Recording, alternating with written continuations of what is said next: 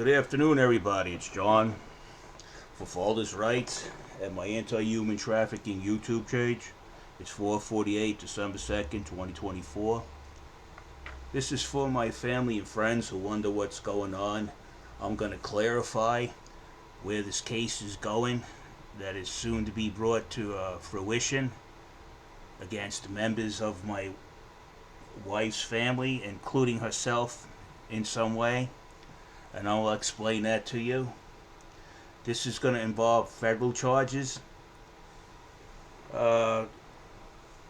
This girl right here, you can see her there.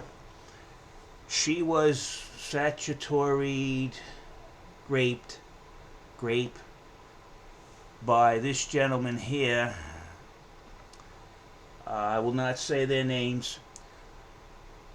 And the person that's with her in the picture right there is her legal guardian. We'll call her the Orc for now. And she let this man, statutory, you know what, this girl when she was 14 years old, and he was around 30 years old.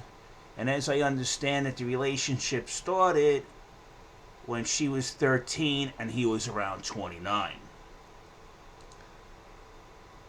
Instead of calling the police, her guardian actually arranged for the wedding, and this is her wedding picture.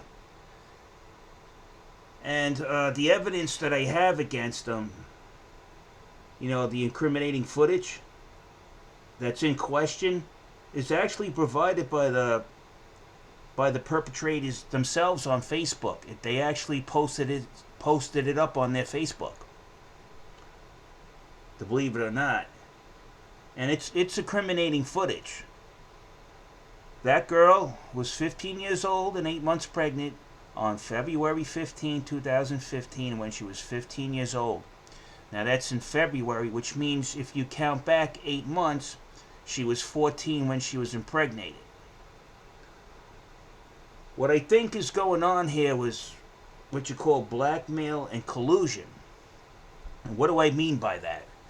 Well, I think when this lady found out that this gentleman did what he did to that girl under her guardianship, she said, well, you're marrying her, and we want something in return. And I do believe, it persists to this day that they can ask him for whatever they want, or he's going to end up going to jail, especially since he took the girl across state lines when she's about 15 in order to give birth in Connecticut, where the age of consent is 16, and he can get away with his crime. When he took her up to Connecticut, he's in violation of the Mann Act. Okay? And the question is, who actually enabled it? Well, any adult that knew this was going on and did nothing about it, or didn't say anything about it, well, they enabled it. And unfortunately, I find this unsettling, especially since my daughter is within arm's reach of the people that involved or colluded with this behavior, this terrible behavior. It is a crime. And I was just wondering, what other inappropriate behaviors was she allowing these children to do? Were they drinking? At 13, 14 years old, where were they? How come she didn't know that there was a predator sexually assaulting a child under her guardianship? She's actually the aunt of this child.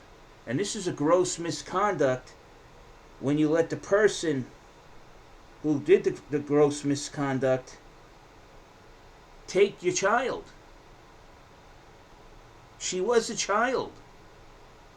And she allowed the guy to take her out of the state to Connecticut. And there he is, standing next to the mayor of Danbury, Connecticut. He's the shorter one of the two. So if you want to question my proof, you might want to question why they put it up on Facebook. They did this themselves. They incriminated themselves. And it's not going away. I don't want these people around my daughter or any other child. They shouldn't be allowed. And people who knew this was going on and did nothing, did nothing, need to be put on the sex offenders list and not allowed around kids themselves for a couple of years. Talk about poor judgment. And in my case, the same person thinks that not sending your kid to school is no big deal because this is what's going on in her family. The family she's trying to protect, and telling everybody my allegations are false when her family actually posted it to their Facebook. They posted it. And what happened when they was looking at it and they found the photos?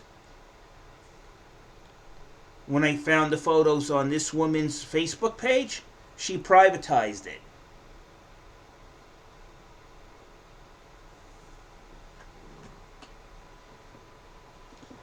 This is why I want to tell my daughter every day that I love her and I worry about her for a reason. What they're telling you is that I'm insane, so you don't believe me. But yet, when you go on their Facebook, it's right there in front of your face. It's not going away. This is why they poisoned my daughter against me. They got to have my daughter running around, my father's insane. Yeah, that's what they're teaching my daughter right now. Meanwhile, isn't it the color of insanity to let your own child be taken by a minor attracted person and to physically, sexually assault the child and then give the child to that person? Who really is the insane one? And now what I mean by blackmail and collusion, this guy here is they have him trapped now, and he's actually running a Ponzi scheme that, get this, that the victims are single mothers. He's running a Ponzi scheme that targets single mothers. So he in turn can take that money and meet the demands of her. When she wants something, he has to give it to her, or she's going to turn him in. Well, I blew up that plan, and that's why they're so angry about it at me, because I blew up their plan. They had this guy on the rope to the end of his natural life. So take a good look at these people. She's the innocent in all of this. And she has 2 children now by this guy. And they all live together.